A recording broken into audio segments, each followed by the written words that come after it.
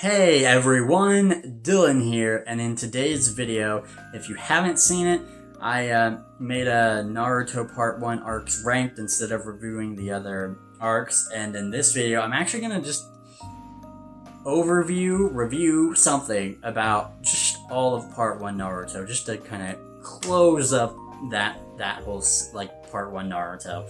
And I just want to kind of talk about it and my thoughts and feelings on it. So this shouldn't be too long of a video, but who knows, it's me. Anyway, so I'm going to get right into it. So Part 1 Naruto, of course, I've kind of explained when I first started reviewing it that I had a fond memory of it because I watched it when it first aired on Toonami, and it has really fond memories for me, especially the beginning arcs and the Land of Waves arc. Of course, I don't know, it just was something new and fresh at the time, and I still love it to this day, and Shippuden kind of went in a different direction.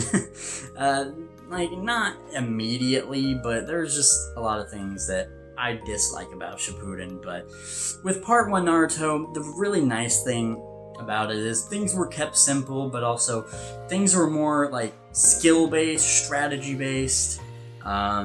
You could beat someone who was stronger than you if you had the right tactics, and that was a really cool thing about Part 1 Naruto. You watch the characters grow and get stronger. It did start as an underdog story with Naruto, but that quickly changed. This is kind of the one problem I do have with the series slightly, is that Naruto was seen as this underdog and he was weak and all that, but this is not really the case anymore because he has a nine-tailed fox. He has a freaking beast in him that gives him this super powerful chakra. So it's unfair. It's at this point, he's strong, but he's not strong completely because of himself. He's strong because he has this extra fox power, and that kind of diminishes him a bit. It gets better when he learns the Rasengan, because that's his own power, but he can't really, I don't think he could summon, without the nine-tailed fox chakra, I don't think he can summon Gamabunta, the giant toad, and he can't he would not have beat Neji without the nine-tailed fox's power. Neji would have beat him so fast. That's the only reason why he won or had any chance. And so it's kind of he's not he's not an underdog anymore, and it's not really his power, and it's just kind of meh. Kind of leaves a sour taste in my mouth a little bit. I got over it, of course, but it's just a little nitpick that from what they started with, and then just kind of threw that away. But especially in Shippuden, at the end of the video, or not the video, at the end of the series, when he just is destined to be strong, basically. But so that's that. But there's really cool character moments and developments and stuff. I will say that I like fights a lot more in Shippuden, because they're a lot more cooler and grand scale, and they're more grown up. But there's still some good stuff in Naruto, and yeah. So Part 1 Naruto's good. I liked it. I enjoyed it. I enjoyed the rewatch of it. Being blind, it still is great. I think I do notice things more that can bother me, because I'm also just kind of having a reviewer mindset a little bit when I watch it, so that's kind of how that is. But I love Naruto Part 1.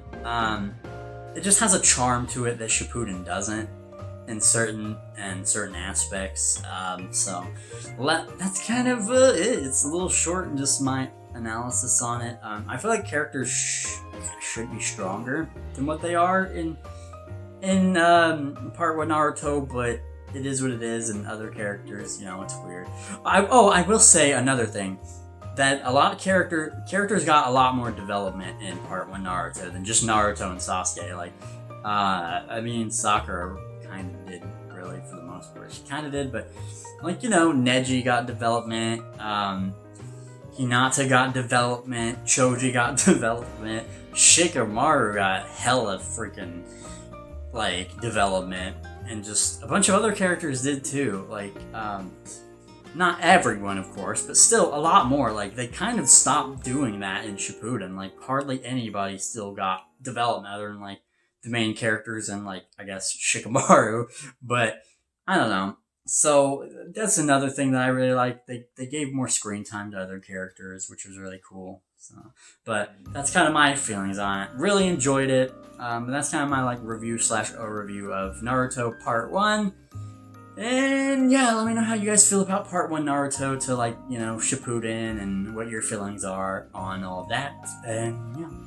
Thank you guys for watching and thank you guys for listening. I will see you in the next video.